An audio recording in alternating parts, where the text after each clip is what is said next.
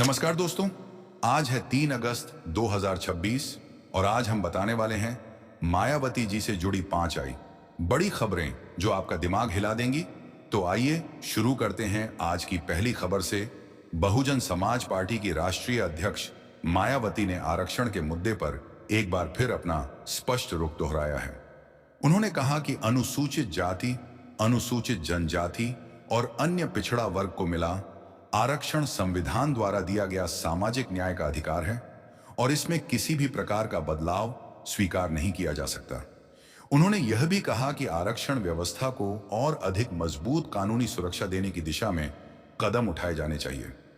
मायावती का कहना है कि आज भी लाखों आरक्षित पद खाली पड़े हैं और सरकारों को उन्हें शीघ्र भरना चाहिए ताकि योग्य युवाओं को रोजगार मिल सके।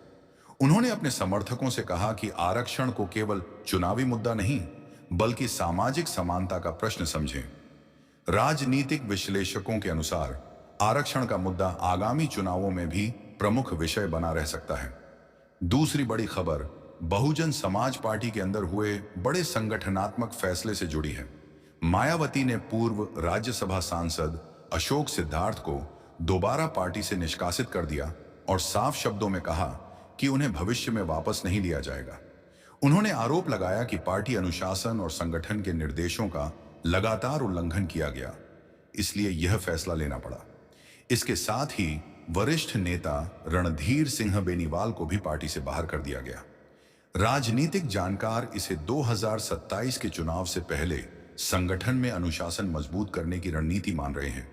तीसरी बड़ी खबर यह है कि बसपा अब अपने संगठन को नए सिरे से मजबूत करने में जुट गई है। हालिया फेरबदल के बाद कई राज्यों और संगठनात्मक जिम्मेदारियों में बदलाव किए गए हैं। मायावती ने अपने कार्यकर्ताओं से कहा है कि वे बूथ स्तर तक संगठन को मजबूत करें और जनता के बीच जाकर पार्टी की नीतियों को पहुंचाएं। उन्होंने यह भी कहा कि चुनाव से पहले अफवाहें फैलेंगी, इसलिए केवल पार्टी के आधिकारिक निर्देशों पर ही भरोसा किया जाए। राजनीतिक विश्लेषकों का मानना है कि बसपा का पूरा फोकस अब 2027 के विधानसभा चुनाव की तैयारी पर है।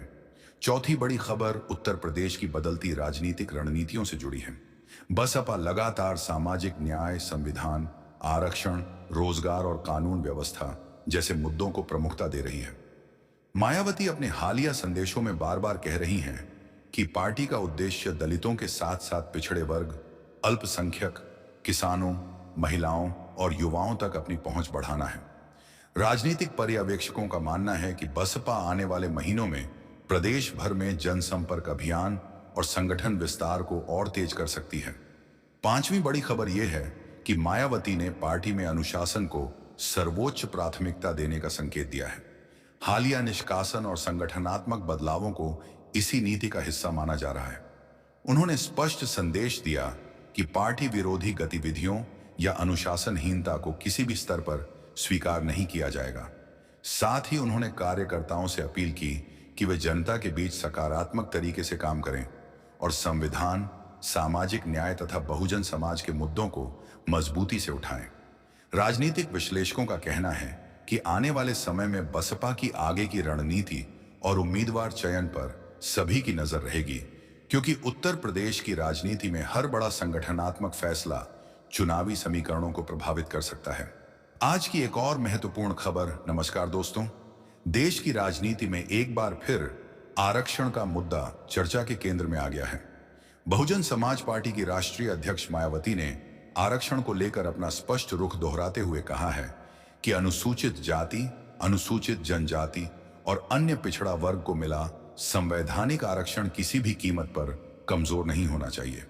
उन्होंने कहा कि आरक्षण कोई दया या कृपा नहीं है, बल्कि यह संविधान द्वारा दिया गया सामाजिक न्याय का अधिकार है, जिसे वर्षों के संघर्ष के बाद हासिल किया गया है। मायावती ने कहा कि समय समय पर आरक्षण को लेकर अलग अलग तरह की बहस और मांगें उठती रहती हैं, लेकिन सरकारों की जिम्मेदारी है कि वे संविधान की भावना के अनुरूप इस व्यवस्था की रक्षा करें। उन्होंने यह भी कहा कि आज भी देश के कई विभागों में आरक्षित वर्ग के हजारों पद खाली पड़े हैं, जिन्हें जल्द से जल्द भरा जाना चाहिए ताकि योग्य युवाओं को उनका अधिकार मिल सके। मायावती ने अपने बयान में कहा कि आरक्षण व्यवस्था को लेकर किसी भी प्रकार की जल्दबाजी या ऐसे कदम जिनसे कमजोर वर्गों के अधिकार प्रभावित हों, सामाजिक असंतोष पैदा कर सकते हैं। उनके अनुसार सरकारों का ध्यान आरक्षण समाप्त करने या उसे कमजोर करने की चर्चाओं के बजाय शिक्षा, रोजगार, स्वास्थ्य और सामाजिक समानता को मजबूत करने पर होना चाहिए। उन्होंने यह भी कहा कि यदि संविधान में दिए गए अधिकारों का पूरी ईमानदारी से पालन किया जाए तो समाज के हर वर्ग को आगे बढ़ने का समान अवसर मिलेगा।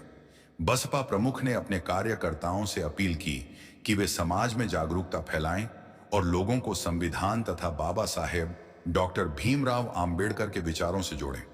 उनके इस बयान के बाद आरक्षण को लेकर राजनीतिक बहस एक बार फिर तेज हो गई है और विभिन्न दल अपने अपने दृष्टिकोण सामने रख रहे हैं। राजनीतिक विश्लेषकों का मानना है कि सामाजिक न्याय और आरक्षण का मुद्दा आने वाले चुनावों में भी प्रमुख विषय बना रह सकता है। हालांकि उपलब्ध सार्वजनिक जानकारी के अनुसार मायावती का लगातार यही रुख रहा है कि आरक्षण व्यवस्था को बनाए रखा जाए और उसे संवैधानिक रूप से और मजबूत किया जाए, न कि उसे समाप्त किया जाए।